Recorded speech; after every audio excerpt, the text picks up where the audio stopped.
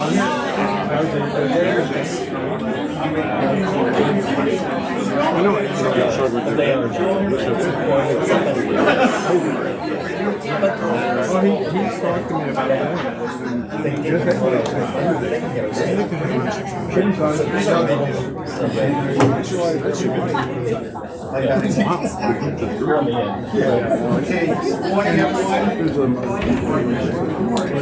can't rise, don't rise. We're going to say the pledge, okay? I pledge allegiance to the flag of the United States of America and to the republic for which it stands, one nation, under God, indivisible, with liberty and justice for all.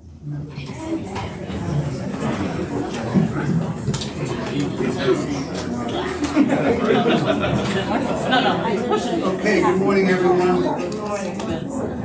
First item I have is any questions or comments on concerning today's agenda. Seeing none, I'm just going to move through the first five and then I'm going to jump around a little bit. Oh, right, I'm sorry. We do have a motion here. I have to amend the agenda to include under old business the opening of bids for a list of items for sale as recommended by the prison board. That needs to be added. And then under old business, a motion to open bids for a list of items for sale. Oh, that's the same thing. Oh, you put them in both. Okay. But we need a motion. I'll make that motion. Okay. I got a motion, a second, all in favor? Aye. Okay, with those adjustments, we have a motion to approve the June 5th, 2024 agenda. Motion. Second. Motion, a second, any questions, all in favor? Aye. Motion to approve the May 15th, 2024 meeting minutes. Motion. Second. I need to abstain, so there's a motion and a second. All in favor? Aye. Number three, motion to approve May 22nd. Let's do them separate. May 22nd conference minutes. Motion. Second. Second, same thing, I need to, All in favor? all in Aye. favor? Aye. And then the second one is a motion to approve May 29th, 2024 conference minutes. Motion. Second. Motion is second. Any questions? All in favor? Aye. Number four, motion to approve payment from the general funds in the amount of $189,181.81. Motion. Second. Motion is second. Any questions? All in favor? Aye. Number five, motion to approve payment from the Pike County Employees Health Insurance Fund in the amount of $82,512.66. Motion. Second. Motion is second. All in favor? Aye. Okay, this is where we're going to make some changes. We are going to go right to the end of the agenda, and the first thing we're going to deal with is we're going to deal with the Gumbel Family Conservation Easement, which is a really great addition to Pike County open space. I know we have some members of the family in the back here. We have the solicitor, Tony Waldron, here. So this is a conservation easement where they donated 1,400 acres of property to Pike County through an easement agreement with the county and along with Palmyra Township. So we know where this is. This is 1,400 acres. It's a view shed from Lake Hall and Quapac. I think I should let Solicitor Waldron, there he is, sorry, speak to this because he handled this for the family. We have family members here that we can recognize for this great addition to our open space in the county, which we always support. Tony, you're up. Thank you, Matt. Yes, I've worked with the family for the past 2 years roughly, although they were working on long before that. This is 1,409 acres to be exact, all located within Palmyra Township. A portion of it up on the ridge can be seen from the middle of Lake Wall and Quapac. It also borders I-84 as well as almost a mile stretch along Route 390, which that alone provides scenic benefit. But more importantly, it also restricts development. This property, if developed, could have hundreds of houses or dwelling units, but it's going to be restricted to only 4 dwelling units on the entire property. That's one on each of the 4 parcels. The property, that's just a boundary location that gives an approximation. You can see Lake Wall and Quapac up to the left, upper left there, and then that's I-84 is that dark line that was there. It disappeared, but that's okay. And the reason we're here is because back in 2005, Pike County voters approved a referendum to establish land preservation and municipal improvement for regulating land preservation. That was adopted and became a reality in 2006. 69% of the voters approved that. I was one of the founding members appointed by the commissioners, way before I got involved with being a commissioner. and have served on that board and continue. I was the liaison while a commissioner, and now I'm on the board again. Over that period of time, they have been able to provide millions of dollars to municipalities. I believe all 13 municipalities took advantage of that to one extent or another to upgrade their planning ordinances. They've also put in several $1 million to acquire conservation easements. That's where they are actually paid, along with some state funding, to agree to put restrictions on their property for development. And altogether, there's been 3,500 acres preserved that way. But in addition to that, there was a provision written into the program that said that entities, property owners that donate an easement, meaning they don't sell the rights, they don't get paid for it, could be entitled to offset some of their costs by applying for a grant of up to $25,000. And the SRCP board, and I abstained from that vote, did vote to recommend that the commissioners provide $25,000 to the Gumbel family. I'm going to introduce them in a moment. Now that's subject to signing a grant agreement and finalizing some other documentation, which Jess Yoder, who runs the program for the county, is working on. Jess has been a godsend for all the years that I've been involved with this because she shepherds this situation. It's not easy to get people, particularly volunteer owners, to coordinate what's necessary to get this type of funding. But with that $25,000 small piece, my clients spent over $55,000 to make this thing work. They're getting some reimbursement for that. The county has helped to preserve another 3,700 acres. We're talking almost 8,000 acres of ground that has been protected from development. That benefits everyone, not only because there's fewer kids to go to the school and less services to be provided by the municipal governments, but also it allows for the fact that we can enjoy the beauty of this area, which is also a helpful economic thing in terms of attraction. So here with me, there are 4 families that own this 1,400 acres. And the reason why it's that way is because way back in 1926, 4 brothers acquired most of the property. One piece was acquired later. And down through the years, the descendants of those families make up the 15 people. We had to get 15 people to sign the necessary documents. And sometimes that's like herding cats. But this guy right here, Brian Williams, is one of the family members, did a yeoman's job of shepherding this whole process. In fact, it was even his idea to go to Palmyra Township and say, would you be interested in being the holder of this easement? Meaning they enforce the regulations that are in there and make sure that the property can't be developed other than what's allowed to be done. No commercial, no industrial, and only 4 homes or hunting cabins in total if they even get built. And roads to those, fortunately there's a bunch of forest roads to the property and all, so new roads won't really be necessary, just some improvements. So I'd like to introduce the 4 people that are here. Brian Williams, who I've mentioned, Dana Gumbel, Floyd Gumbel, who's over here, and Todd Gumbel. And they were instrumental in seeing that this thing could be followed through. The most important element, though, that besides the families, was Palmyra Township. I had been the solicitor for Palmyra Township for a number of years. I retired from that when I became commissioner. But Rich Henry helped the supervisors to guide through that, and they recognized that they were really benefiting their community by doing this. So that's something that's important to remember. The idea of limiting development certainly is a benefit to the township, but the scenic enjoyment, I think, and the other thing is there's some critical watersheds there. Milk Creek, which runs down right into Lake Wallenpaupack, one of the major feeders, Lake Wallenpaupack, actually starts up in the Gumbel property and runs through the entire property. There are other smaller streams that run through there as well, but those are all going to be protected. So we thank the county for providing this opportunity to recover some costs, and I think I've covered everything that you might want to hear. Yeah, go ahead. Thank you, Tony, and thank you to the Gumbel family for preserving your legacy. I know each and every one of you because up in our neck of the woods, you're a Gumbel, a Coots, or a Smallsley, or one of those common names, and we kind of dominate that area with our names in large families. So it's an honor to know you all, and your impact on the county and Palmyra Township and the entire lake region of the area is profound. So congratulations and thank you for doing this.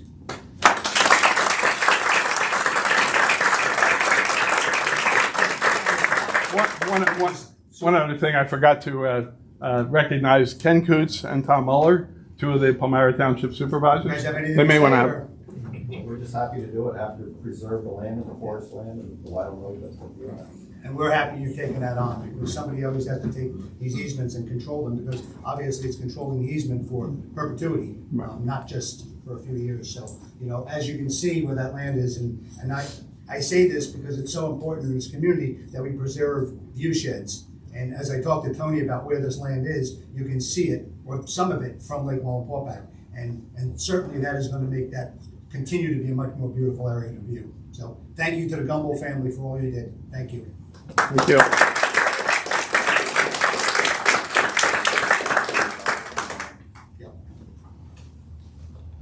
Okay, so, is there any questions from the press for them? Because they may be through that. Okay. The next thing we're gonna jump to is to Jason Oliger in the first annual Oliger McIntyre Charity Golf Outing check presentation for the Pike County Emergency Services Initiative Fund. Jason, you're here, you're on. Yes, thank you. So what we did this year is we had our first annual golf tournament, my partner Nick McIntyre and I.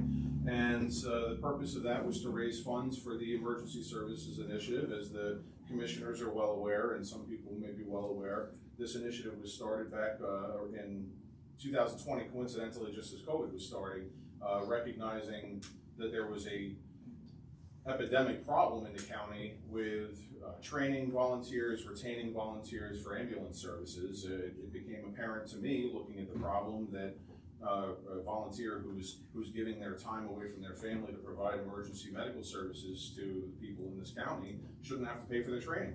The training is $600-800 a head. And that was either being paid for by individuals or fire departments on their behalf. So we came up with the idea to create a fund to pay for all that training. And that fund has been paying for that training for the past 4 years. All of the training in the county at the training center for volunteer EMS workers has been paid for by that fund. That fund ultimately has I think just broken $100,000 in its assets. And we're here to add to that. We had a golf tournament on May 20th. It was fantastically attended. We had almost 100 golfers. We had numerous sponsors.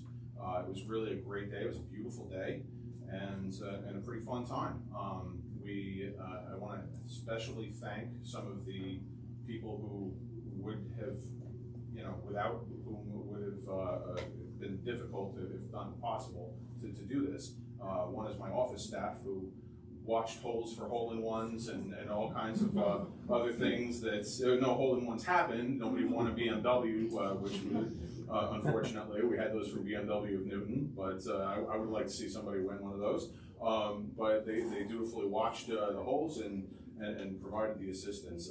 We also had a corporate sponsor, Malibu Wellness Ranch, who donated significantly to the fund, helping make this happen. The Arlene Court and Schoenberger real estate team were platinum sponsors, and we had gold sponsors, and I don't want to miss anybody there, who also contributed significantly, and that was the Dimmock Inn, Matthew Galasso Attorney, Maury Construction, Toronto Insurance, Dime Bank, and ServPro. So amongst all the golfers too, and the bronze sponsors that we had, thanks to everybody, it was really great. And as if the room wasn't crowded enough, we have this comically oversized Publishers Clearinghouse style check to the commissioners for $15,000, which was the net funds that we raised.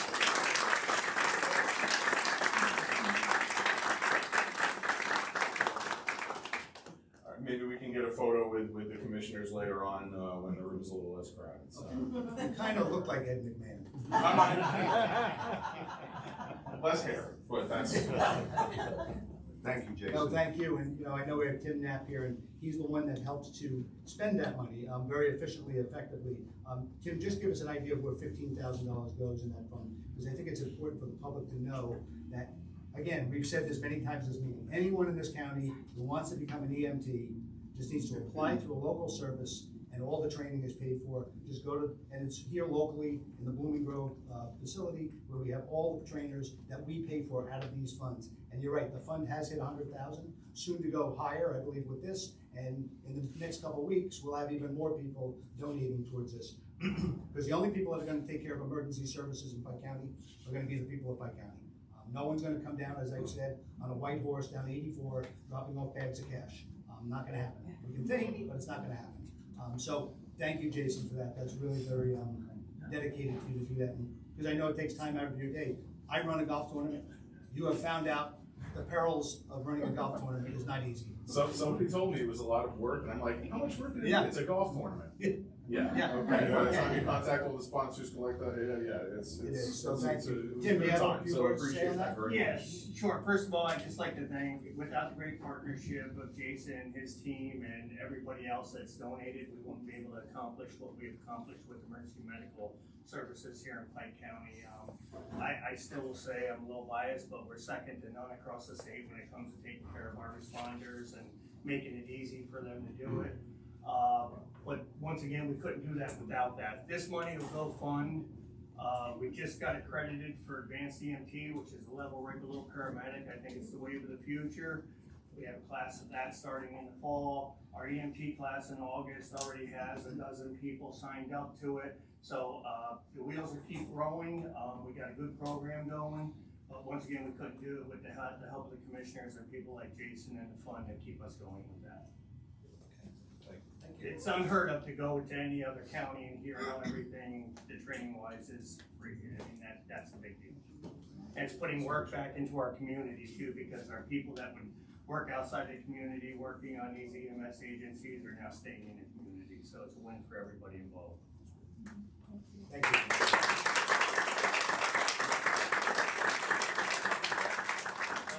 Yeah, we'll give it to you. Give me the real one, okay? I have bank-sized checks, real checks. Then we'll go to the Greater Pike Community Foundation, which runs the fund. I forgot to mention them as well. Are we gonna take this? The people who make this happen. Thank you. Okay. Thank you.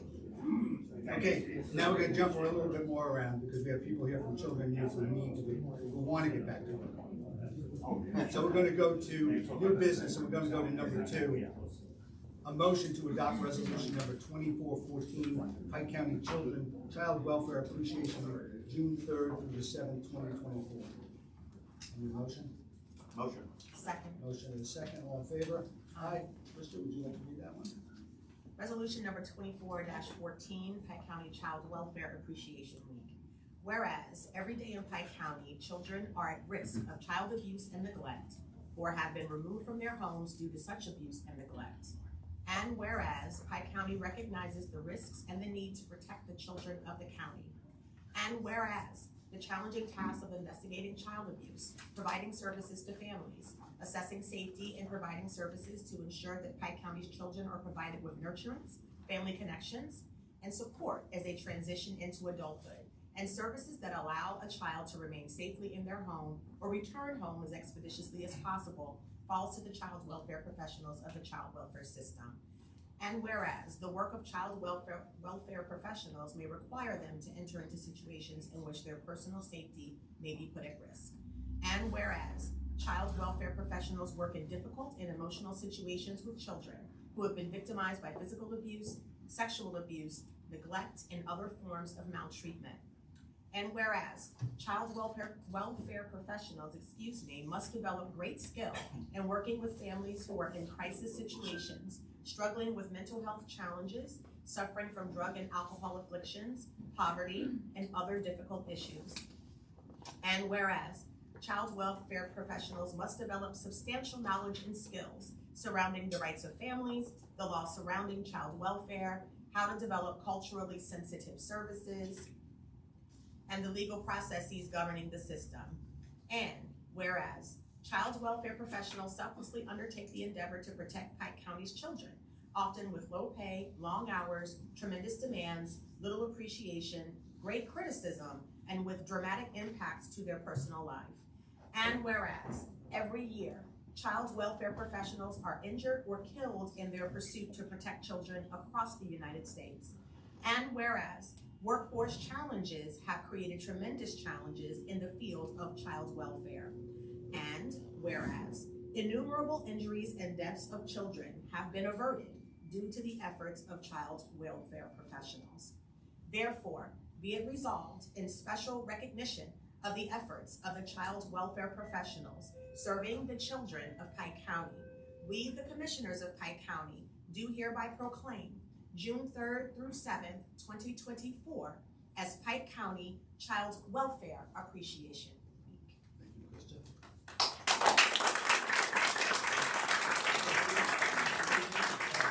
So the next resolution is Child Welfare Services. Are you speaking of that one too? Michelle. For both of them. So I'm going to ask for a motion to adopt Resolution 2415, which is Child Welfare Service Providers Appreciation Week, June 10th through the 14th of 2021. Motion? Motion. Second. All in favor? Aye. Ron, would you read that one? Whereas every day in Pennsylvania, thousands of children receive services from child welfare service providers as a result of their involvement with county child welfare agencies. And whereas Pennsylvania recognizes the risk and need to intervene to protect the state's children and families and provide services for the betterment of their lives. And whereas many of the services provided to children and families through Pennsylvania's child welfare system are provided by private service providers working with county child welfare agencies. And whereas these providers fulfill crucial services that help to protect children, strengthen families, and prevent future abuse and neglect. And whereas child welfare service providers work with children who have experienced trauma, have been victimized by physical abuse, sexual abuse, neglect, and other forms of maltreatment. And whereas child welfare service providers bring culturally relevant and trauma-informed expertise to their work in family preservation, foster, and other out-of-home care, counseling, behavioral health, treatment, independent living skills, and other challenging areas. And whereas child welfare service providers must develop and maintain substantial knowledge and skills surrounding the needs and rights of families, laws and regulations surrounding child welfare, and the intricacies of working with the county child welfare agencies. And whereas child welfare service providers exhibit tremendous dedication to the endeavor of protecting Pennsylvania's children and families, often with uncertain financial security and inevitably challenging work of serving traumatized individuals. And whereas child welfare service providers continue to face significant challenges related to recruitment and retention of staff at a time when children's and families' needs have significantly increased. And whereas county child welfare agencies and the entirety of Pennsylvania child welfare system benefit greatly from the commitment, dedication, perseverance of the child welfare service providers. And whereas many of Pennsylvania's children and families have benefited greatly from efforts of child welfare service providers. Therefore, be it resolved in special recognition of efforts of the child welfare service providers in supporting the children and families of Pennsylvania, we, the Commissioners of Pike County, do hereby declare June 10th through 14th, 2024 as Child Welfare Service Providers Appreciation Week. Thank you, Ron.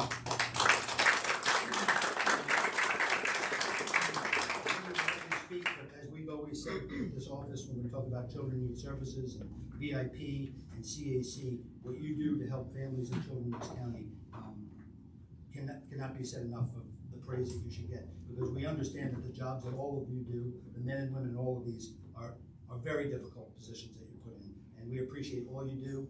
We do the best we can to support you as far as we can, and you know we do. So I'll let you speak to both of those. Thank you, Penny. Just wanted to interject Casa as well. And Casa. I apologize for putting my back to you. Our agency administrator, Michelle Burrell, regrets that she's unable to be here in person, but she did prepare this statement and asked me to read it on her behalf. Caseworkers are asked to make extremely difficult decisions to ensure the safety of children within our county. Oftentimes, this involves working with very difficult situations under extreme weather conditions and long working hours to get the job done. Today, we acknowledge the dedication and hard work of the Pike County caseworkers. Additionally, this job would not be possible without the support of our community partners like the Pennsylvania State Police, the District Attorney's Office, the Child Advocacy Center, our Drug and Alcohol Liaison Team, CASA, and our mental health providers, who support us and our families by working together with making families stronger. We thank our community churches, food pantries, and our local schools who also provide support to families struggling with various issues. It takes a village to raise a child, and this is obvious with the support of the team, which also includes our county commissioners. Thank you for your support. Finally, to our caseworkers, we understand the difficult task that you have all undertaken, and we applaud your hard work. We appreciate you and your dedication, and we vow to continue to support you and the agency's vision that all children and families will thrive in a safe and loving home. Thank you.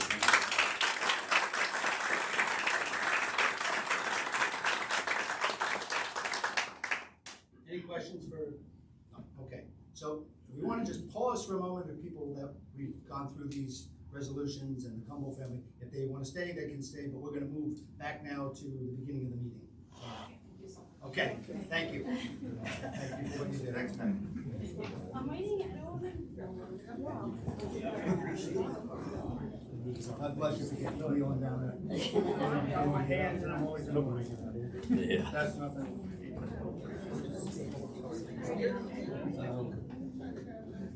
Tony, do you want us to get a picture with the Gumbles? What do you want to do? Would that be possible? Yeah. Yeah. Floyd, we're gonna get a picture before you leave. You want the township supervisor? And Todd, and yes, they're still here. Yep. How about Ken and Tom?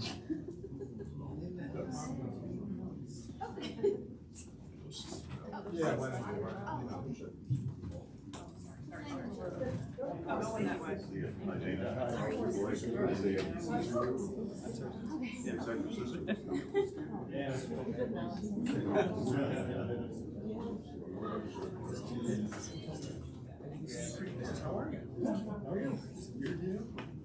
Yeah, no.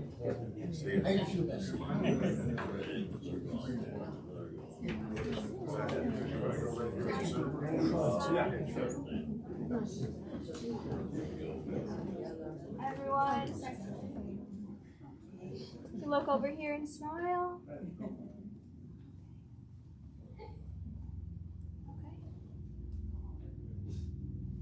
Thank you. Thanks, sir. Thank you. Thanks. Good to see you. Keep up the good work.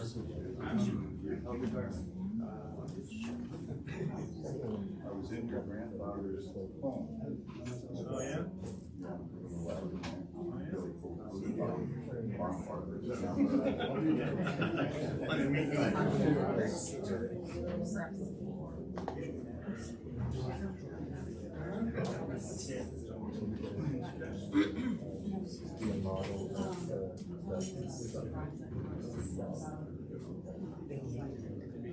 Okay, all right.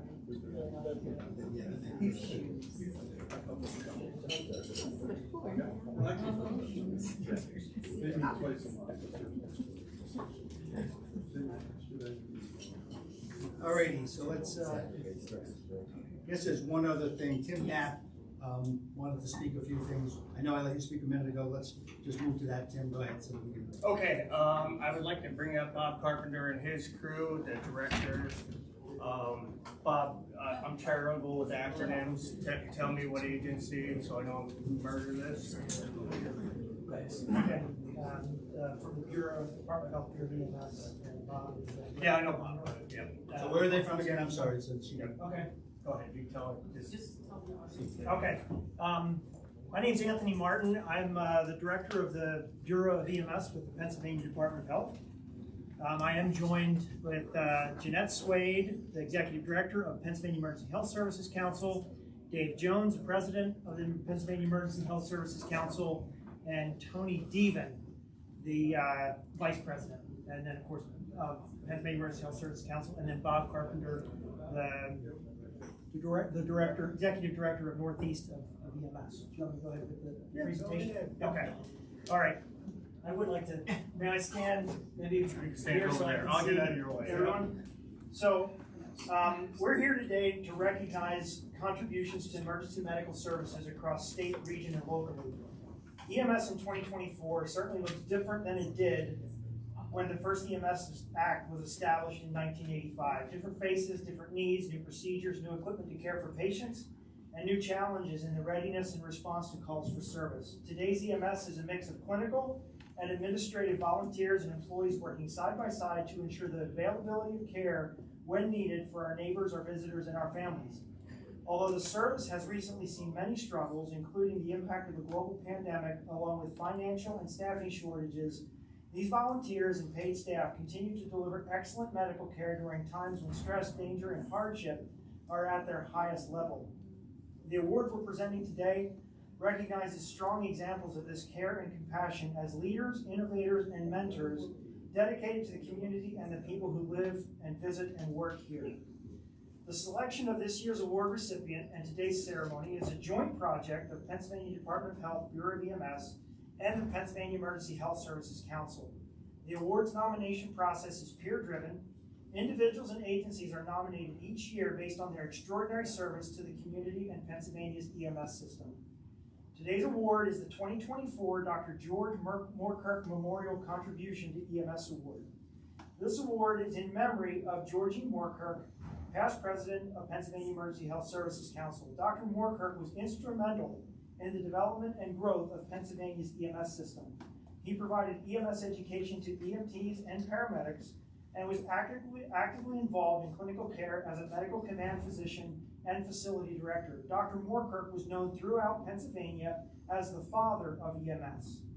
This award honors an individual or organization who has provided a significant contribution to the Pennsylvania EMS system in either statewide, regional, or local system development or administration, EMS agency development or administration, advancement of clinical care, education, professional development, medical direction, research, advancement in safety or illness injury prevention, or in vehicle or technical rescue. This year's award recipients are the Pike County Commissioners.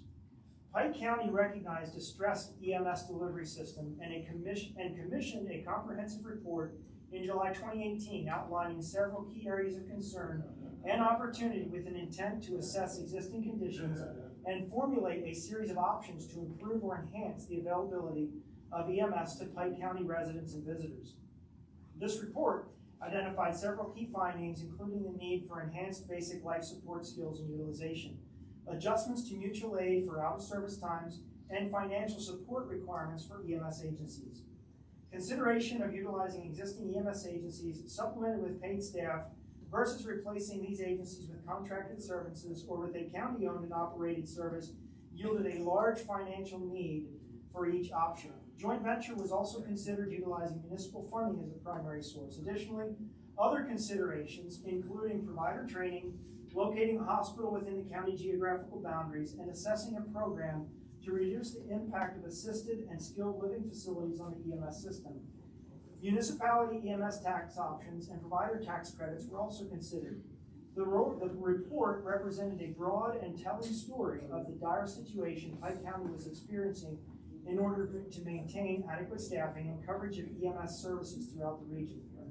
Of most significance is the resultant Pike County Emergency Medical Services Matching Grant program developed out of this study and subsequent collaborative conversations with agency, municipality, and county stakeholders. That program began in 2022, combines local municipality financial support with matching county dollars, and allows a funding stream to Pike County EMS agencies supporting staffing, training, and equipment. Current annual municipal contributions in county match are in excess of $4 million being made available to support county EMS agencies. Of note, and a near immediate improvement was a significant reduction in overall response times, seeing pre-hospital care arrive in a matter of minutes versus times in excess of 25 minutes. In place of EMS agencies closing their doors, as is occurring across many areas of the state, Pike County EMS agencies are seeing improvement in all categories of need, and most importantly, Pike County residents are seeing an improvement in emergency medical services availability and care delivery.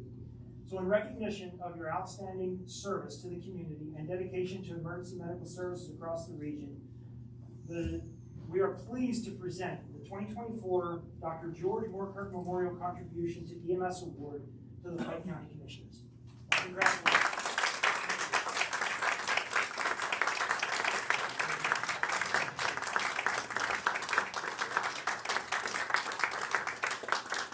appreciate it very much. You know, as you went on there and talked about how we developed this program, some of it was in the report, some of it just came from, and I'm just gonna say it, leadership in the Commissioner's office to realize that to have good, ample ambulance services in this county takes the entire community. As we know, the legislation says that all of that responsibility is laid on the shoulders of the municipal leaders, the townships. And in many cases, particularly in Pike County, those townships are very small and they just do not have the ability to do it financially. So, you know, and Chris is part of this team now. When Ron was here and Tony was here, you know, we made a commitment to say, we didn't need to do it. We took $2 million of general taxpayers' dollars, which is not something that is really in our, that doesn't direct us to have to do that, but we took that leadership to do it because now we know that ambulance services in this county is here to protect all of us. As I said a little while earlier, the only people that are going to make a difference in the health and well-being of the people in this county are the people in the county. Again, and we appreciate you coming here from the state and all that, but we also know that the state is not going to come here and give us $2 million to match that. We need to do it, and it's all of us that are paying for that, you know. And when we did this, to give you an idea of what that really equates to, it equates to about $35 a household. So it was really for us to do that, hardly even a hard thought to do. I know some people, you know, nobody wants their taxes to go up, but we just said this was too important. So we appreciate the recognition. I don't know, Ron, do you have anything to say about it? I mean, it's No, thank you. It's honorable. This is something that we certainly were criticized for doing, for stepping out of our lane, but felt in the best interest of the community's safety and health that we needed to do something. We were in a severe crisis. So, and as you know, the statistics and numbers, and with Tim's leadership and his crew, we've made a difference, and we believe that lives have been saved. Great job. Thank you.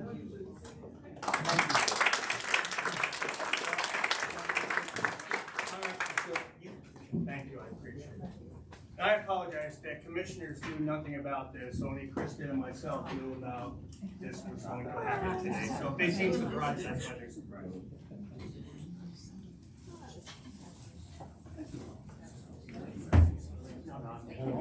Paul's here.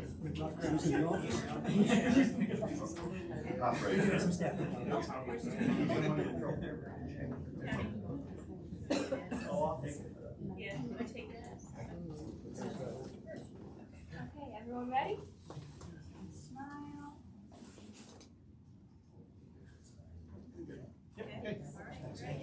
Thank you. We're trying. We're trying. Great job.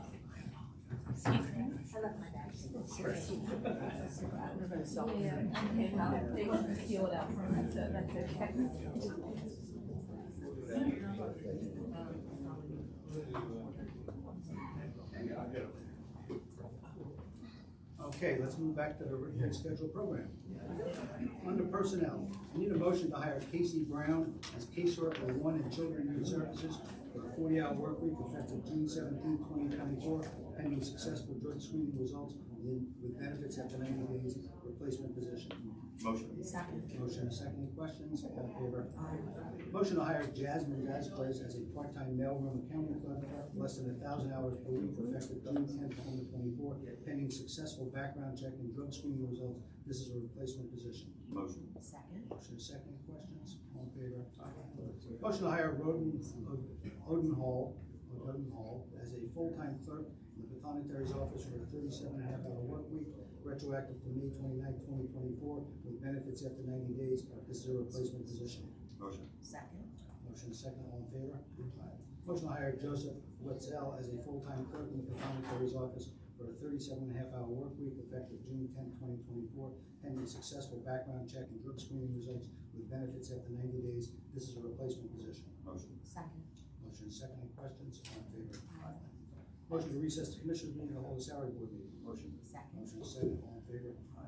Salary board. Motion to convene the salary board. Motion. Second. Motion is second. All in favor? Okay. Motion to approve the May 15th and May 22nd salary board minutes. I need to abstain from both of those votes. Motion. Second. Motion is second. All in favor? Aye. And abstention. Then a motion to approve May 29th, 2024 salary board minutes. Motion. Second. Motion is second. All in favor? Aye. Motion to set the annual salary of Casey Brown at $36,342 per year as a caseworker one in Children and Youth Services for a 40-hour work week effective June 17, 2024, pending successful drug screening results with benefits after 90 days. Motion. Second. Motion is second. Any questions? All in favor? Motion to set the hourly rate of Jasmine Vasquez as $12.75 per hour as a part-time mailroom clerk, accounting clerk, for less than 1,000 hours per year, effective June 10, 2024, pending successful background check and drug screening results. Motion. Second. Motion is second. Any questions? All in favor? Aye. Motion to set the hourly rate of Roden Undendahl at $12.75 per hour as a full-time clerk in the Planetary's office for a 37-hour work week retroactive to May 29, 2024, with benefits after 90 days. Motion. Second. Motion is second. Any questions? All in favor? Aye.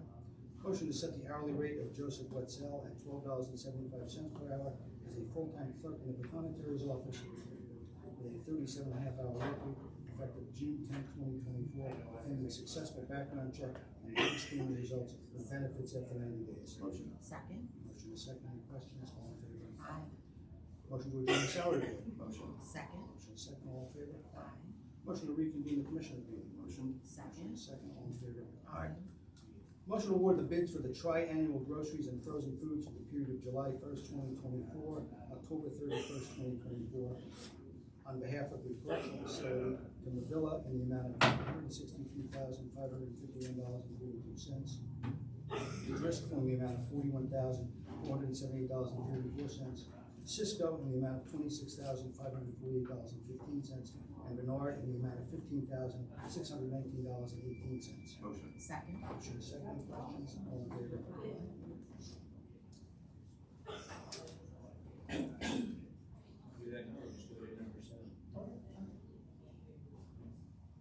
Motion to authorize the chairman to execute payment application number 3,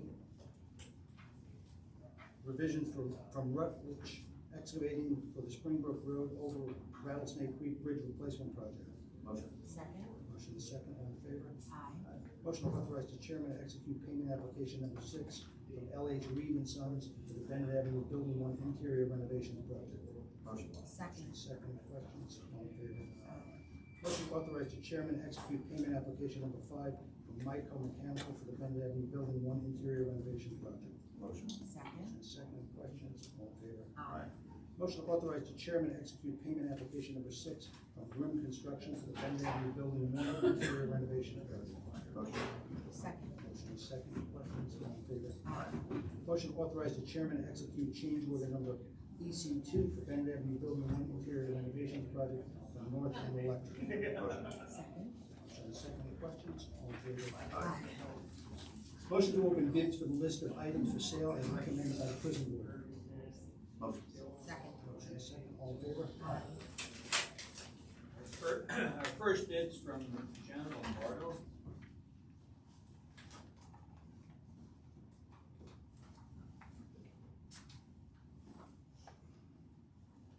He said he's bidding 1 through 10. Number 1 is $50, number 2 is $100, number 3 is $901, number 4 is $50, number 5 is $75, number 6 is $300, number 8 is $25, number 9 is $200, number 10 is $100. That's his total bids on certain items as he's marked. The second bid is from a Neglio, I don't know the first name. They, he too, or she too, also made a bid.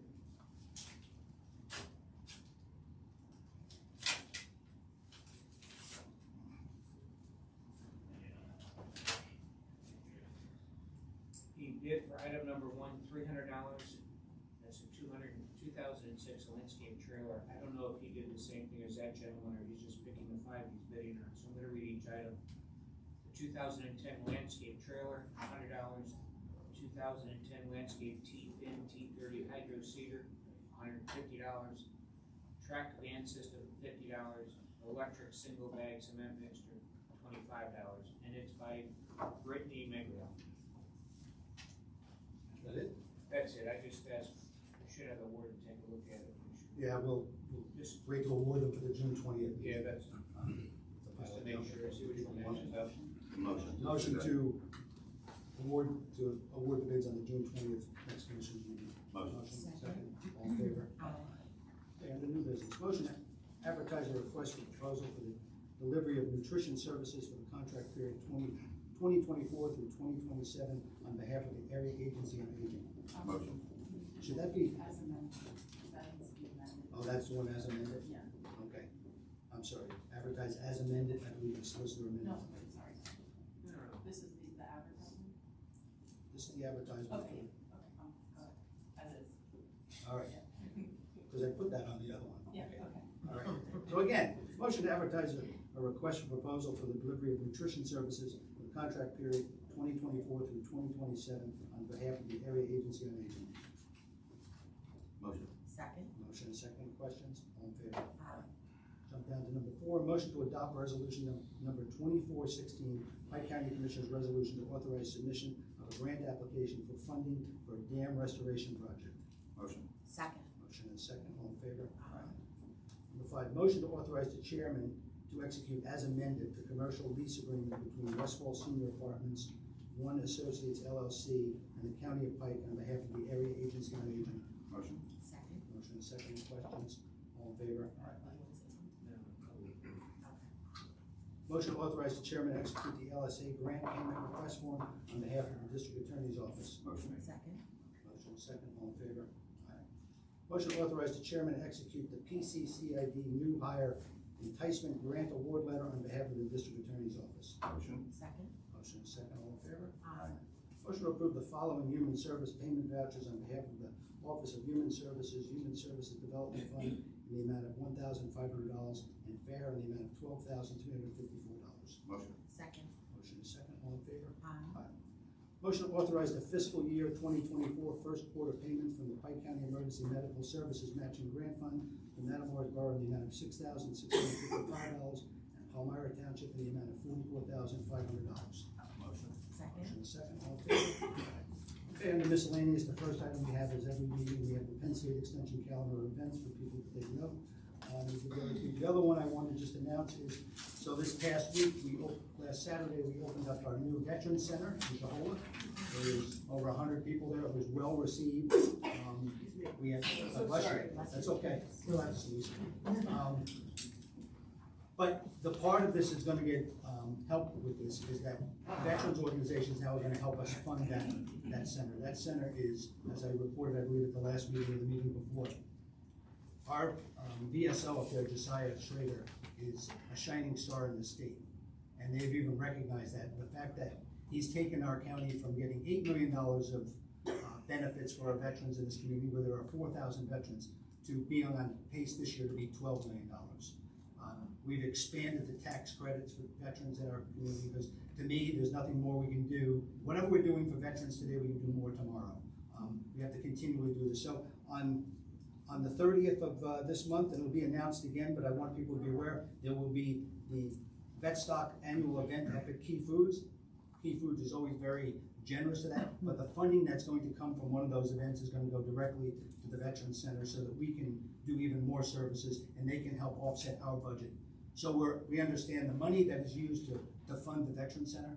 There is no funding from the state, there is no funding from the federal government.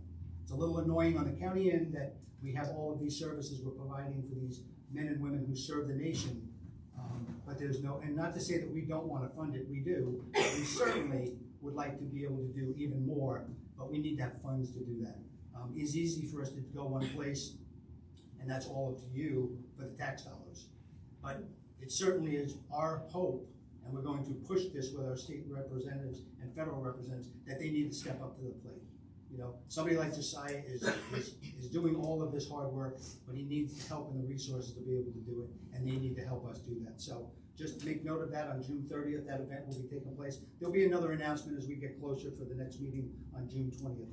And that, while I'm on that, if you see under the next meeting is said Wednesday, June 20th, it's actually Thursday, June 20th. We are closed on the 19th for Juneteenth. So just to make note of that. Okay, next we go to is press and public comment. I'd like to start, if that's okay. Wanted to welcome everyone here and acknowledge June as LGBTQ Pride Month. Love all of you. Lesbian, Gay, Bisexual, and Transgender Pride Month is celebrated annually in June to honor the 1969 Stonewall riots and works to achieve equal justice and equal opportunity for lesbian, gay, bisexual, transgender, and questioning Americans. In June of 1969, patrons and supporters of the Stonewall Inn in New York City staged an uprising to resist the police harassment and persecution to which LGBTQ Americans were commonly subjected.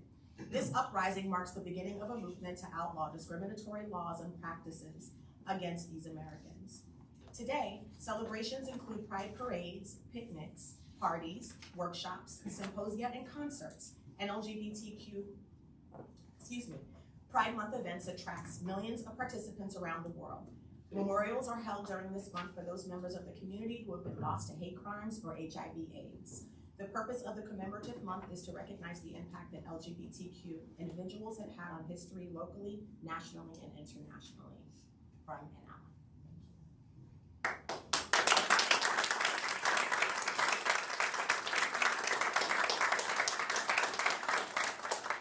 Thank you, Krista.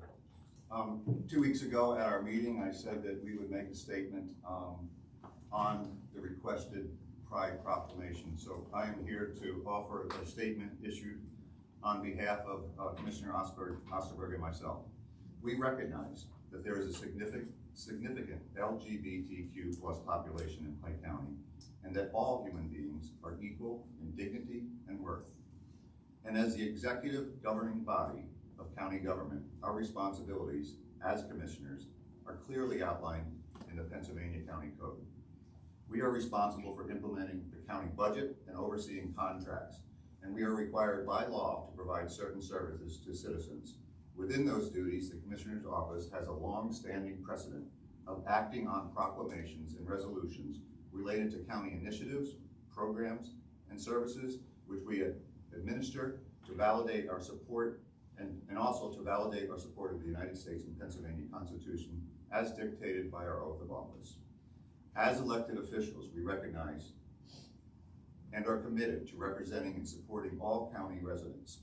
Our office does not single out individuals or groups for lifestyle choice, sexual orientation, political platforms, heritage, or religious beliefs.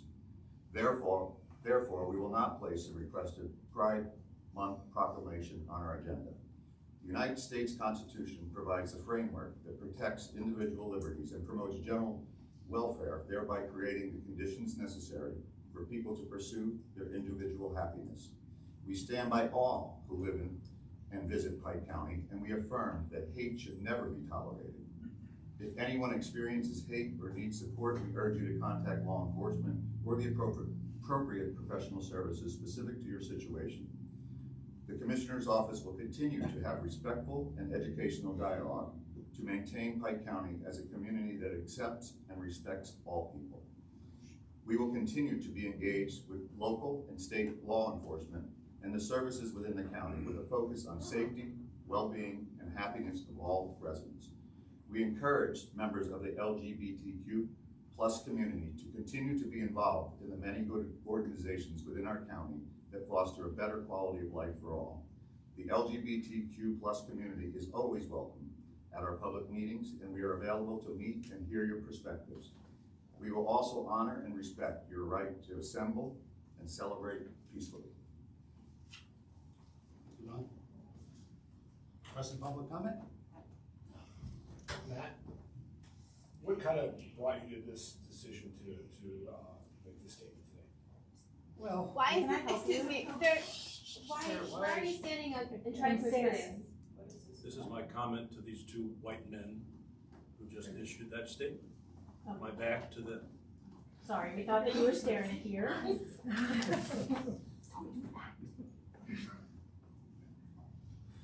well, we stand by our statements here that we don't think this is the purview of the Pike County Commissioners, because there's many groups of people in this community that we could have the same type of resolutions, proclamations towards. As I've said many times, and I'll just say this, and we've talked about this many times at this meeting. I know that there's people in our community that hate other individuals in this community. I don't think it's a widespread hate. I've lived here for 50 years, and I've said this to many. I have never, ever had anything of disdain for anyone that's lived in this community. I've accepted everybody. I don't think it's the role of the county government to do this, and that's what I'm gonna stand by those words. I'm sorry people don't agree with us on that, but that's what we're here for, okay? Krista read hers, and that's perfectly fine. I respect all of what you live for and what you do in Pike County, but I also respect everybody else in this county and what they do in this county. There isn't one single group that does more than another. That's all I can say about this. I'm sorry, that's what we're here for. And I'll add to it. And John, I want to thank you for opening up the dialogue and coming in and meeting with us and having respectful conversation. And we will continue to have that conversation. And we'll continue to have the conversation with Krista. We do see you, we do hear you, and we do think that you're an important part of our community. We do. We just do not think it is part of our purview in this office to do it. It would be setting a precedent that we are not going to begin to set at this time. That's all I'm saying. Okay. What is your objection? I don't understand. It's not our job. Why can't you make a proclamation about Pike County has the most same-sex couples in the entire state, and you can't make a proclamation to recognize LGBTQ people? What is wrong with you? Why can't you do that? We recognize everybody. No, you don't. You just said you respect everybody, but you won't issue a proclamation. I do respect everybody. No, so I'll you make don't. a proclamation. I respect everybody in the community. I'm not. But I'm not calling not out the anybody. LGBTQ group. That's who you don't recognize and you don't respect. It's not true. No.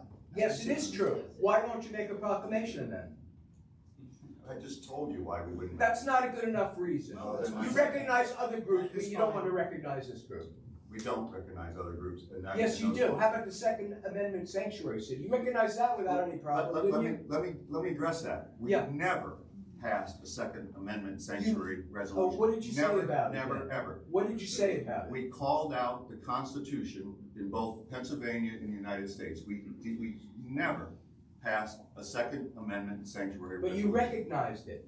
We recognize the Constitution, and it's exactly what I said. We do that every time we take. All over these the law. folks are part of the Constitution also. And we respect and we welcome them to our community. Yeah, but you don't want to recognize them. You I respect just them said and I you welcome respect- them, but you don't want to recognize I Pride respect Month. everybody in this room. No, you don't. Okay, well, that's your opinion. That is my opinion, Good, and thank it's you. true. Thank Because you. otherwise you would do the Sir, proclamation. sir, it's public comment, not public yelling. Right. Let's respect Yeah, each other. okay. I Okay? got it. Thank you.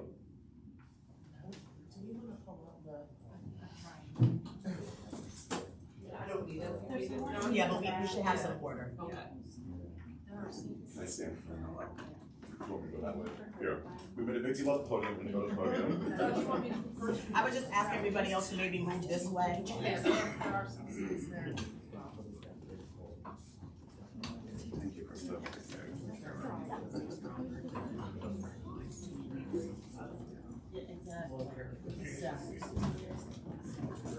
Is everyone settled again? Okay, great. Hi, my name is John Hellman. I'm a Damon Township resident, and I've been living in Pike County for just over 7 years now. And I just wanted to tell a story about my last week. Because there are 3 things that happened that I just want to share. Last Wednesday or Thursday, my friend Lisa Jenkins and I went to Pop Back United, which is the LGBTQ student group at the Ball and Pop Back Area High School.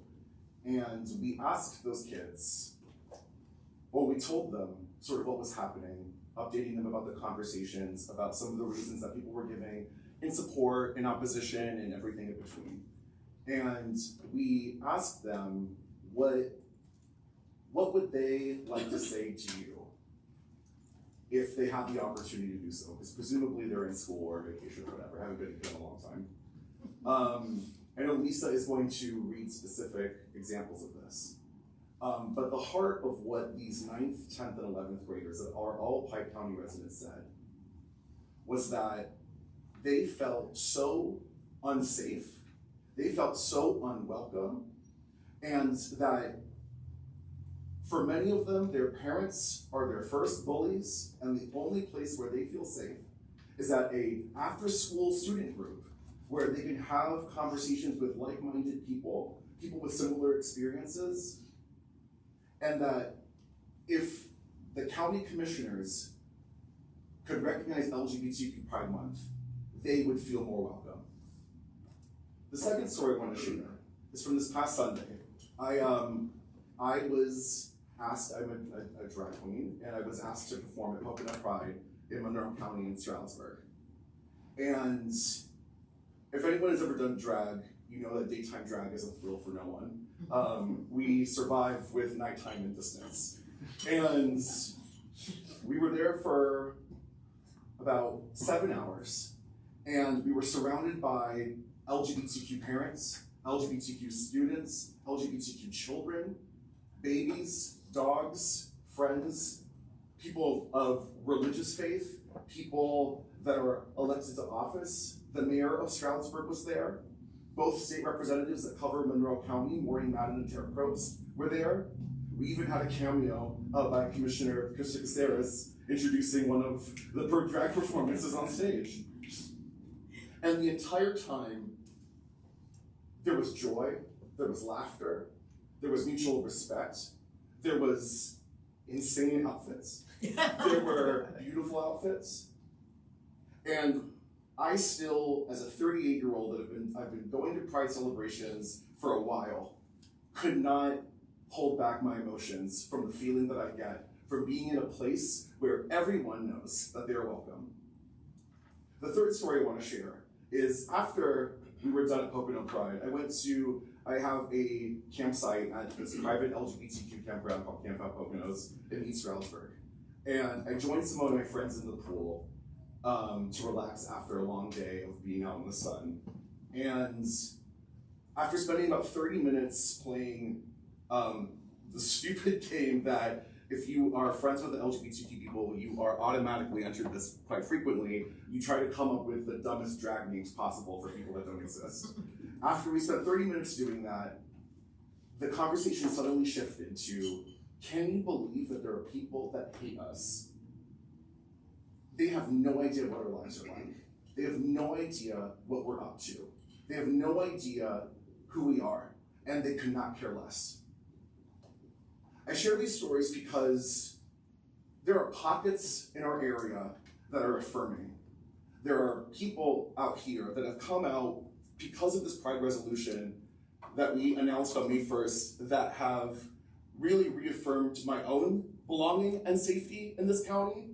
And there also have been people that have come out in opposition. And I want to just share, regardless of what you say and think here, this past Monday, when 9 people associated with the Rod of Iron Ministries went to the Westfall Township Supervisors meeting, they used your decision and your words to justify asking them to rescind their vote to recognize Pride.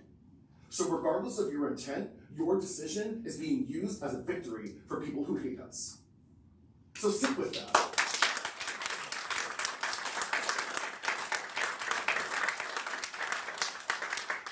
We will continue to live here, to thrive here, to try to build bridges, because we know that there are people out here that just don't understand and may have never met an LGBTQ person, they don't know our history, they don't know what we're about, and they want to learn.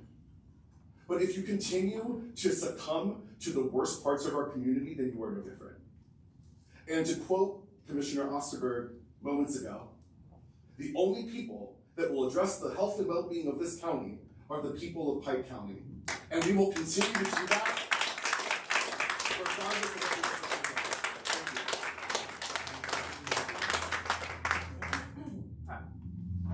Don't worry, I'm not contagious. This is week 2. It just sounds terrible. I apologize for all the coughing.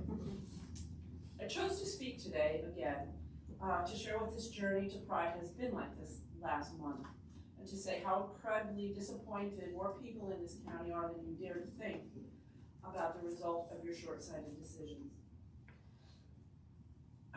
It has been an overwhelmingly positive and supportive experience in every municipality, at every meeting we have attended. Even those that tabled or voted against this Pride proclamation, we have met wonderful people, both Republican, both Democrat, young and old, who have cheered us on, who have supported us, excuse me, who have jumped in to help in a plethora of ways. But most profoundly touching are the things that have happened and encounters I have had with strangers. I was loading my groceries the other day at Walmart, and there was a man in the parking lot calling my name. I turned around. Hi, Lisa. How are you? You guys are doing great. Keep going. I did not know him. I was walking my dog in the borough. A woman stopped me in the street and she said, I know you. How do I know you? Oh, the Pride meetings. My husband and I wrote letters, but we were afraid to come to those meetings. We won't be anymore. Excuse me, I was doing yard work in my yard on Saturday on the outside with my friends. And a woman was driving down the alley and she stopped and she rolled down her window and she said, what you and that boy are doing is kind and brave, and I thank you. I will see you at bingo. I didn't know her either. And to go to piggyback on what John had said, we did speak to the LGBTQ high school age kids, and we did ask them specifically what we should say to you in this meeting today. Here are some of the things that they said. I'm a sophomore at Walden Paupack. There isn't a lot of acknowledgement of LGBTQ people out here. It can go under the radar that we even exist, and it's reflected in people's attitudes and behaviors. Acknowledging us officially would be a great way to start to change this. I'm a 9th grader, and since I came out as a lesbian, it's been pretty isolating. The girls that were my friends said I didn't belong anymore. My parents are not accepting themselves. If we had recognition in Pike County, more kids would realize that we're not alone and that we all have short stories that we can share and tell. Then maybe one day, people can be more open to us and we wouldn't have this fuss during Pride. I'm a 9th grader and I go to Walden Paupack. I feel like our area should try to be more accepting of people like me. We're really not that different from other people, even though everyone thinks that we are. We're just people who like the same gender. I feel like everyone should try to be more accepting, and then the world would feel safer for people like us and people like them. I'm in 11th grade at Walden Paupack. Pride is a very important thing for all of us here in this group. It is very important to feel safe and respected in your own environment. A lot of times we don't feel like that in the world outside, because people are going to call you out, they're going to call you names, they're going to threaten you, and you don't feel welcome in so many spaces. But here, and in June, during Pride Month, everyone feels accepted, welcomed, and seen.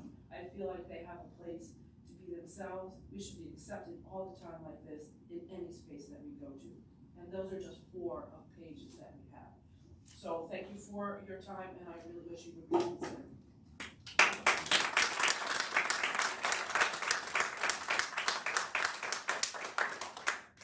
So as you said, some of the townships have not entertained it.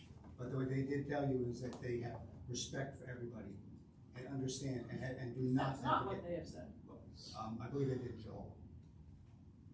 Shahol was. So let's just be clear that there are townships that have not approved this, but have also said you are welcome and accepted in this community, and we will not tolerate hate.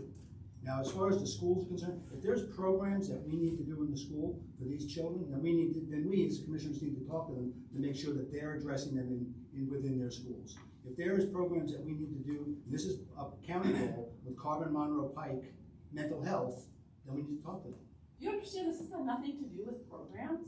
It does, but if they feel unaccepted, if they need counseling and they need support in the community, we can help them. Because they're LGBTQ does not mean they need counseling. What they need is acknowledgement of their existence. If you are offering to do more with the schools, I would suggest you start with the Delaware Valley School District, where there are school board members that are openly hateful towards trans students and want them to be out to their parents, and they say this in public meetings constantly. So that is public record, and I've mentioned this to you, others have mentioned this to you, so let's meet tomorrow and start working on that program now. We talk to the administrators.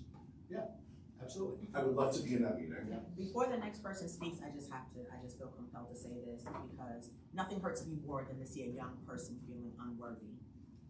I know the struggles, we've all been there as teenagers, and I just want to say if there's anyone in here that's young, if there's anyone that's watching that's young or in high school and is unsure, you don't need a piece of paper to know that you're special, to know that you're important and valuable. Yes, you should be affirmed at every level of government, but you weren't today, and that's okay.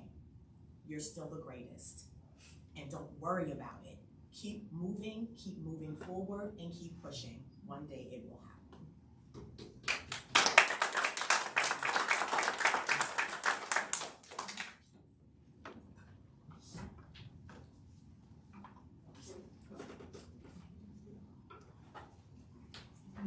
My name is Susan Olds. I'm a longtime resident of Pike County and a proud mother of a transgender woman.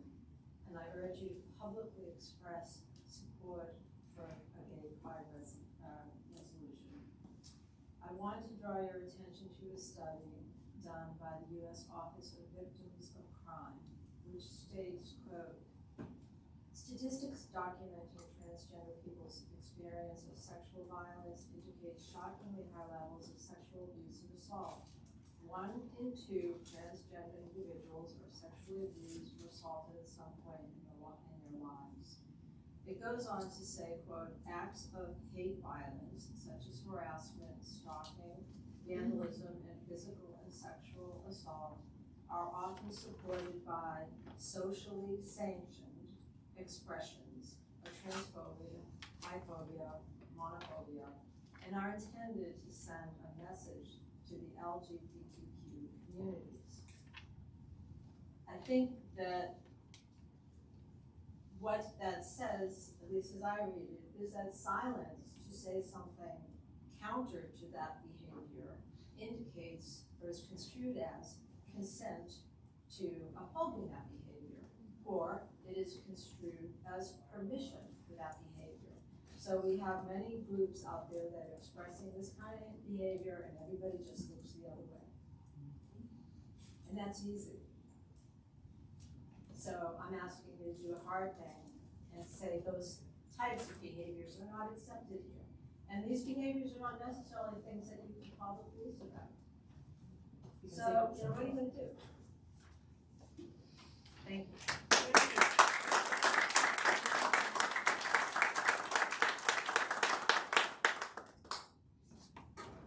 Hi, my name is Asa Otherholt. I live in Homestead. I am a 23-year-old gay man who actually came to Homestead as a fleeing of domestic abuse. I fled domestic abuse from my father because of the acceptance that he could not commit or even deal with or even understanding what it is like having a gay child. This is why it is so important to embrace and recognize, because this community is hit with hate, disrespect, vandalism. There is times where murder and death even come into play, sex crimes. This is atrocious and horrid for this community to deal with. It is sad that I have to leave my community to feel as if I am safe and accepted. I am happily able to announce and state here, I am in a relationship in New York, and that is where it feels safer. And that is sad to state. We need to make it feel safe for everybody. Does not matter, skin color, sex, anything. People are people and love is love, and that is what everybody deserves, and the recognition behind it is so important. I come up to speak about my behalf of what I went through. It was not a pleasant experience. I have gone through the extensive therapy to try to help and deal with, but at the end of the day, you are the people who have power that can adjust it and fix the issue. The issues of hate crimes and the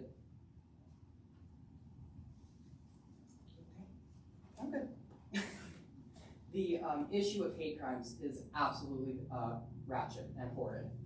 I fly a pride flag and a Palestinian flag outside of my house, also an American flag. I am waiting for the day for my home to be vandalized because of the support that I show for not only of my community, but of others. So if there are people who can actually change the insight and protect us in a more formal sense, that would be great. Because even calling the police, in my own experience, they didn't help me. Not at all. It was because I grew up and I had a voice, and I use my voice now in front of everybody here. It is so important to help protect the people of the LGBTQIA+ community. Thank you.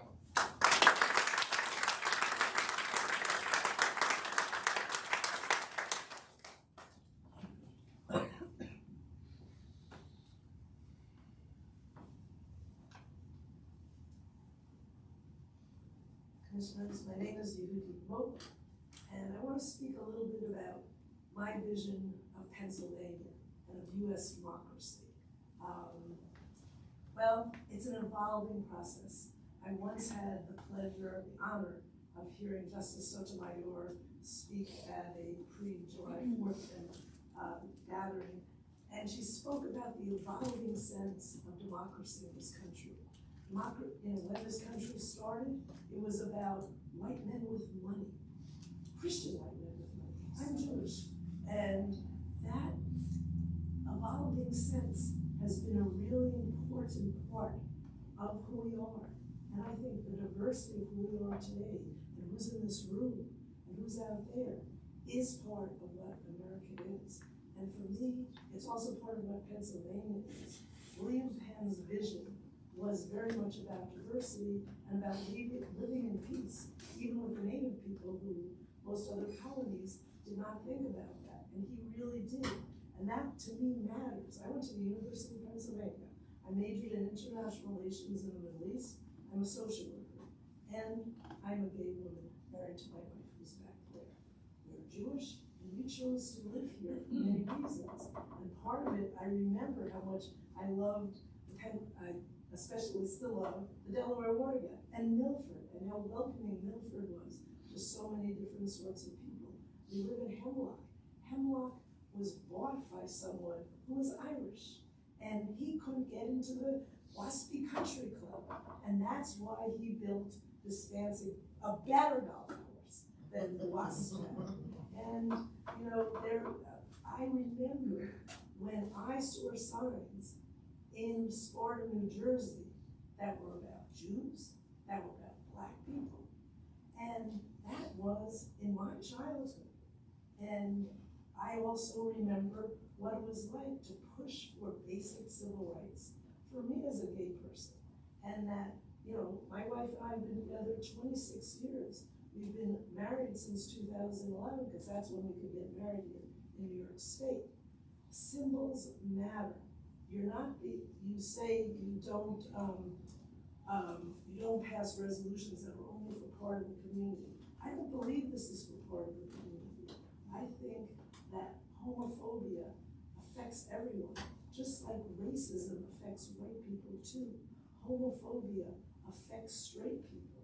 And I think that's part of what you're not taking in, that there's been an evolving increase in democracy. The 14th Amendment is about citizenship, about a passing on and an expansion of citizenship. And to me, this involves that vision of an expanding concept of freedom. I also had the pleasure when I was in high school, the honor of going to the Supreme Court on a class trip. And to me, it was the citadel in those days of the United States and democracy at its best. And we met with William O. Douglas, and it was during Watergate. And I asked a question, knowing he wouldn't say anything specifically about Watergate. And he said something to the effect, in every generation, there will be challenges to democracy, and it is up to you to do your part to defend it. And I really do wish you could hear how much people have suffered from homophobia, and how much that, taking that symbolic step of passing a proclamation, and not just saying the words, I see you, I hear you, but having it. I worked at a Y. We had proclamations for this. New York City has proclamations for everything. I wonder why you won't even put it on your agenda. And that, I understand you saying, oh, we don't pass proclamations for certain people. But homophobia affects everyone. It affects my straight son who's in the Navy, who was told he had to act a certain way. And frankly, as a Jewish boy from Brooklyn, and a son of two lefty social work biological parents, and a son raised by two queer moms, he didn't exactly fit that stereotype of a Navy boy. That is a hurt for him, that who he is, nerdy, whatever, skinny, those things are examples of homophobia. Because that stereotype of what a real man is doesn't happen to include, as it happens, straight Jewish men as a stereotype. And that all these stereotypes hurt all of us. And passing a resolution helps all of us. gay and straight. And that's what I want you to consider, and now I'm changing my head, I'm gonna read a statement from my rabbi. I might need my wife's technical support because I only went up too high. I can't see the beginning of it. Probably almost anyone here. There you go. Judith. Oh, he's not.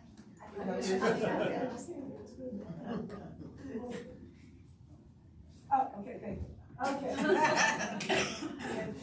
Over 50, this is Rav Shoshana Mitrani. Now, over 50 years ago, I grew up in a small town in Bloomsburg, Pennsylvania. I saw firsthand the decency, good character, and benevolence of the people of our small town. And I believe that extends to many of the people in the small towns across the great state of Pennsylvania, including Milford and Pike County in general. The golden rule from Leviticus 19, the Old Testament, the Torah, invites, summons, and beckons each of us to love our neighbors as ourselves. Neighbors don't necessarily look like us, not a reflection of ourselves in the mirror, yet every one of us, human beings, is made in God's image and deserves our mutual respect, honor, and recognition. For centuries, groups on the fringes have had to fight to be recognized, whether it was the suffragists, and just sort of playing stuffs that talks about each of us doing our part, who would not give up until women got the vote, handicapped and disabled whose voices were heard to enact the American Disabilities Act, the Civil Rights Movement, the whole emancipation movement, and now the gay and lesbian community is not asking for a lot, simply to be recognized and to proclaim this recognition as part of our liberties that our great country was founded on. I hope you will open your hearts to do the right thing so that all of God's children can feel loved and respected and honored.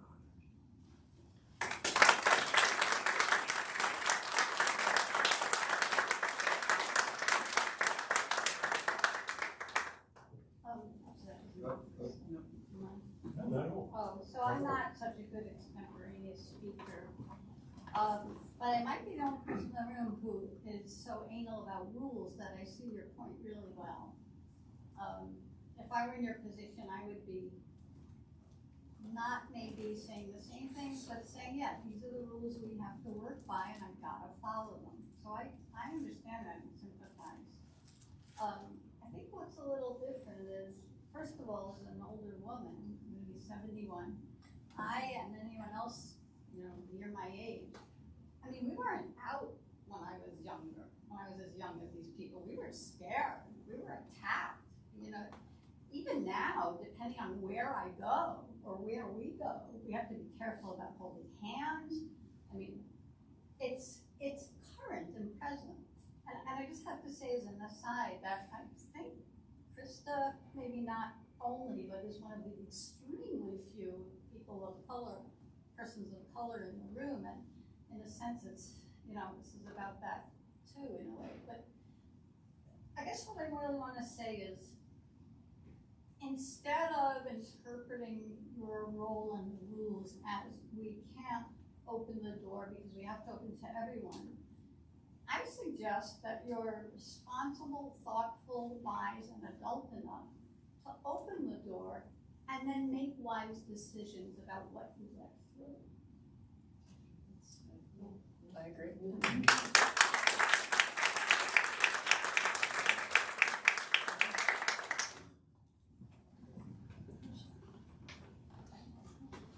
You're in for it now, folks. You won't know what hit you.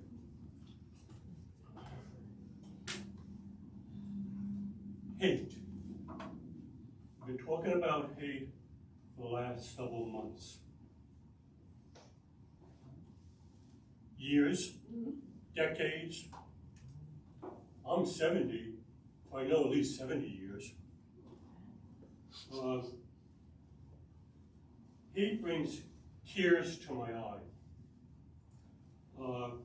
I remember about 9, 10 years ago, I don't know if it was hate, I had anger in my heart. And I struck out at somebody, well, a lot of people. And one of their daughters called my home, not here in PA, but in Long Island, and she laid into me. And at that time, I told my wife about it, she was in the room. And I said, oh, F, that person has a child. And I just hurt that child. Fast forward several years later, I went to the swearing in of the commissioners. And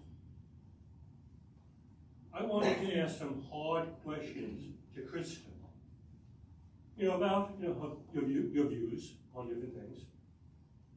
And lo and behold, a kick in the ass for Kevin happened again, because I saw your son with you. And more ironically, I sat next to your mom.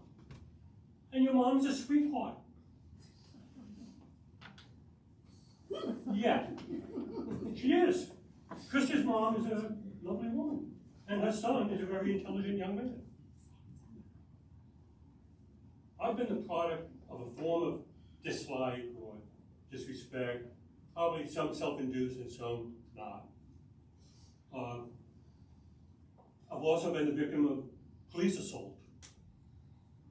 And I can talk about it now because we settled May 9th, and then it was approved by the city May 21st. By both the Democrat City Council and the Republican City Council, which is kind of unique, that Republicans and Democrats agree on police assault. Blew me away, blew my wife away. I think my attorney pissed her pants. She didn't expect it. But we settled, and it's a fair amount of money. We need, as Pike County residents, to remain strong. Strong as individuals. Yet to be strong as an individual, you have to have a support system.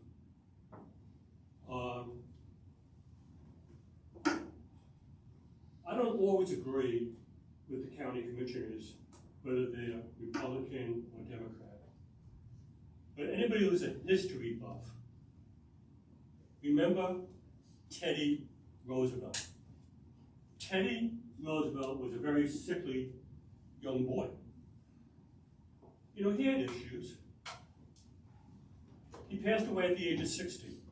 In his short life, police commissioner, mayor, governor, vice president, president, farmer, cattle rancher, conservationist, so on and so forth.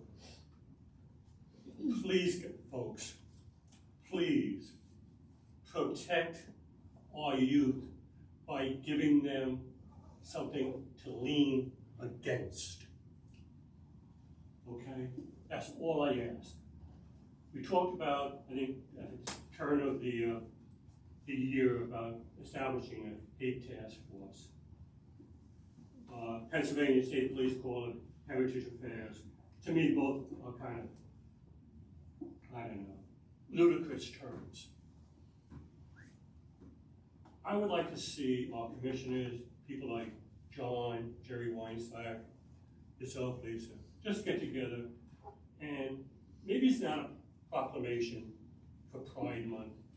Maybe it's not a constant query among ourselves about, do we celebrate Asian American, Italian, Irish, German, Native American? Oh, I'm Native American. I'm also Hispanic. Do the DNA test, it blows your freaking mind. I never knew that. I wish I knew when I was in the service in federal government. I could have gotten extra points. Please, guys, and whatever. I am, John, don't laugh. And if you pee your pants, go outside. whatever it is that we want to call it, just freaking do it. Just do it. It doesn't have to be a proclamation. What it has to be is the strength and the unity, like Teddy Roosevelt did, of nope, I'm not going to do the party line. I'm going to have the courage, the strength to stand by my beliefs. And he did. He unified rural America and the emerging technological America. That's economic view. This is, in 2024, the cultural view of the future of America. Straight, LGBTQA, whatever you want to call ourselves, we still, at the end of the day, are Americans who have sworn to the United States Constitution that some of the veterans, maybe in the room like myself, fought for. Protect the Constitution, while also protecting what is behind the Constitution, which is the people of the United States. God bless you all, and I hope things work out.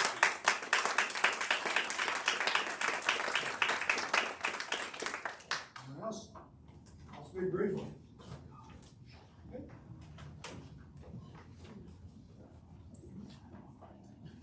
So I was talking to my eldest daughter, and we were talking about days and proclamations, and I was joking with my daughter, and I said, when are they going to have a day set for old white straight guys? And my daughter set me straight in saying every day.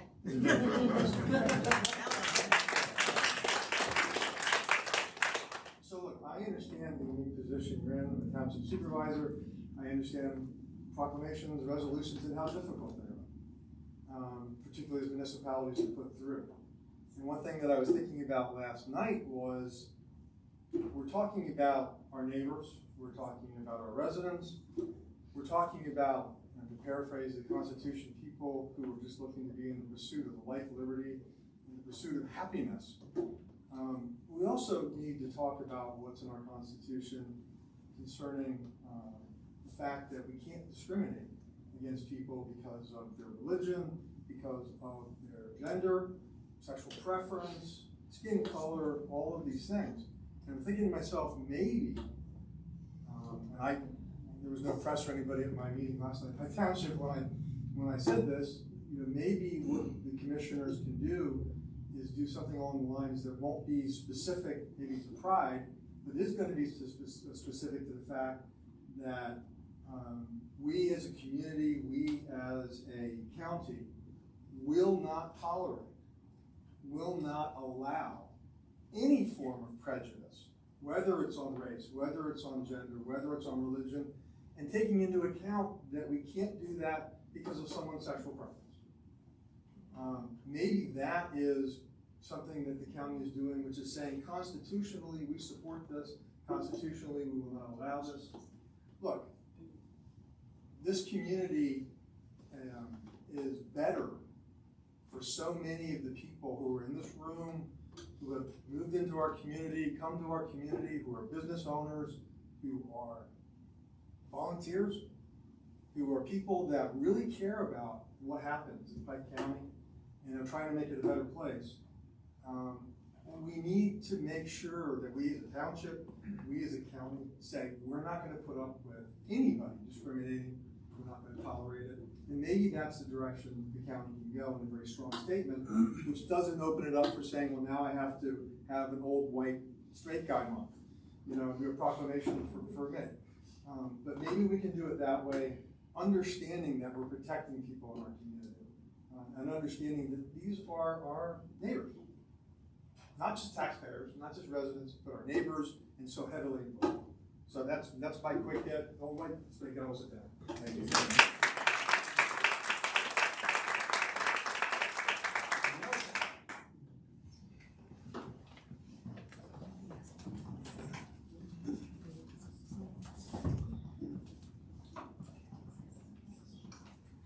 I'm Sean's group with Mayor Milford. This resolution is the most benign, anodyne collection of words that's ever been assembled. It doesn't talk about legislation, it doesn't talk about bathrooms, it doesn't talk about transitioning, it doesn't talk about all the specific issues that become flashpoints for division. It talks about a Pike County community of people based on an immutable characteristic, something they can't change, something they're born with, and recognizing and respecting these people and their families as part of our community. It's about the symbol from the commissioners saying they share in the vision for Pike County that is inclusive and welcoming in that way. Who's against this? I don't know, are there people here who are against this? No, not I. Not I.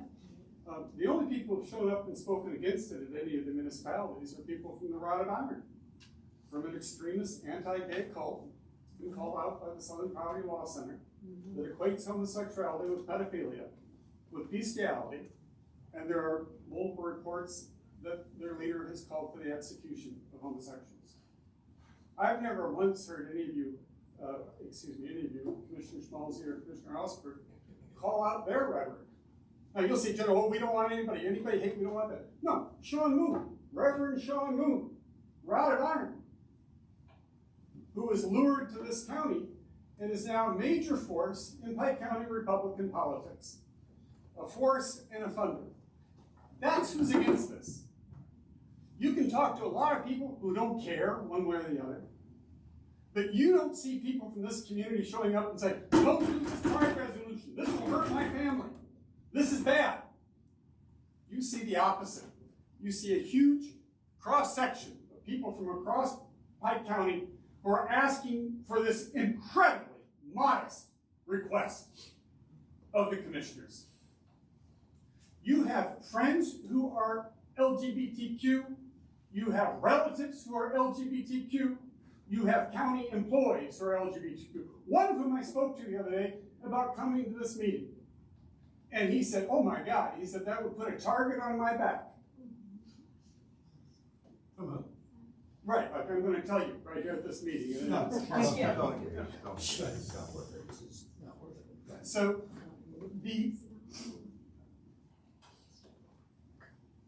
this isn't something, to be done for an awful lot of people, the gay people who are most visible in our community. I'm a person of relative privilege.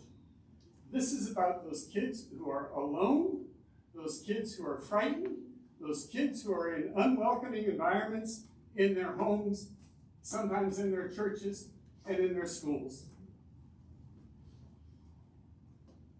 That's who you are abandoning. That's who you are failing to stand up for. As political leaders, your role is beyond passing ordinances or resolutions or paying bills and hiring employees and running the county. It is a leadership role. It is a role about standing up for the best of us and seeing and helping move us towards a community that is more unified and is more together. Yet you are bowing to a vocal, virulently anti-gay, hateful minority that is part of a broader national movement to use these issues to divide and to scare people. Actually, the Colorado Republican Party today sent out a memo urging people to burn pride flags. This is progressive. And the reason it is progressive, and we are seeing more and more of this kind of hate and intolerance, it isn't because of those who are hateful and intolerant. It's because of people like the two of you who are unwilling to stand up and say, that's wrong, this is right. We celebrate this part of our community, even as we may disagree on specific issues or bills, even within amongst ourselves.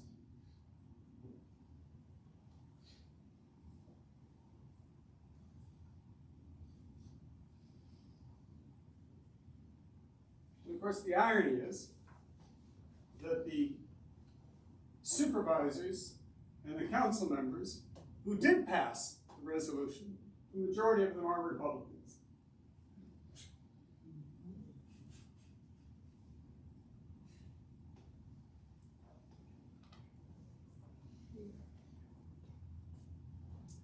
But someone said to me when I was talking about this, they said, well, there's a lot of silent opposition. Maybe there's a reason why it's silent. It's like there's a lot of silent racism. We know that. We know why it's silent, because people are ashamed, because they really know better. So when you think about the silent opposition out there, or the people who maybe talk to you about it, I don't know, you haven't said you've had people talk to you about it against it. But otherwise, the only opposition we see is the rod of iron, a group that thinks we're pedophiles and bestiality and should be executed. That's who you're standing up for today. I know you don't see it that way, but that is how it is seen in this community. It is a profound disappointment and an abdication of your responsibility to be leaders in our community. You are not leading on anything right now. You are leading intolerance. You are leading a message to LGBTQ people and to the broader Pike County community that you don't matter.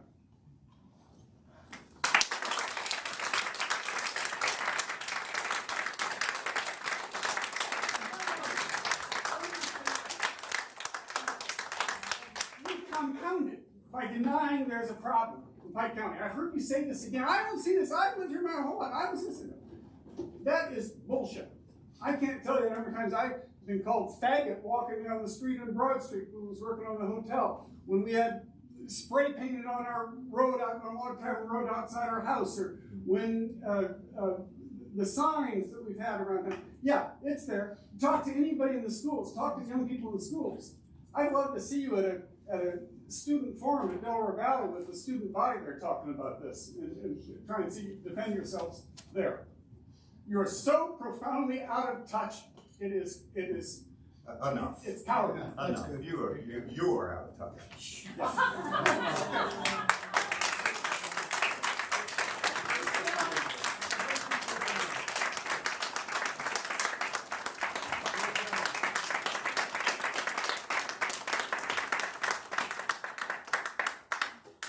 Thank you, everyone. Thank you.